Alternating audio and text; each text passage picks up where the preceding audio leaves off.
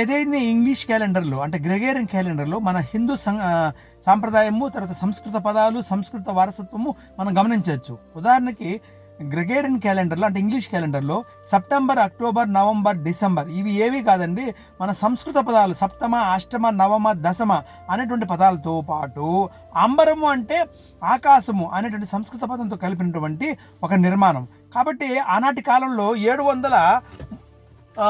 753 సంవత్సరంలో ఈ విధమైనటువంటి నిర్మాణం ఉండేది. అంతేకాకుండా 10 నెలలు ఉండేటివి. ఆ 10 నెలల్లో జనవరి, ఫిబ్రవరి, మార్చి, ఏప్రిల్, మే, తర్వాత జూన్, ఆగస్ట్, జూన్ ఉండేది. జూలై లేదు, ఆగస్ట్ లేదు. తర్వాత 365 రోజుల కోసం ఏం చేశారంటే 2 నెలలు చేర్చడం జరిగింది. ఒకటి జూలియస్ సీజర్ పేరు పైన జూలై, ఆగస్టస్ పైన ఆగస్టు, అది కూడా మేము గొప్పవాళ్ళు అని చెప్పిన దానికోసం 31 రోజు ఏర్పాటు చేయడం జరిగింది. ఈ విధంగా హిందూ సాంప్రదాయంతో ఉండేటువంటి గ్రెగేరియన్ క్యాలెండర్ అంటే ఇంగ్లీష్ క్యాలెండర్ నేటికి కూడా వాళ్ళు వాడుతున్నారు.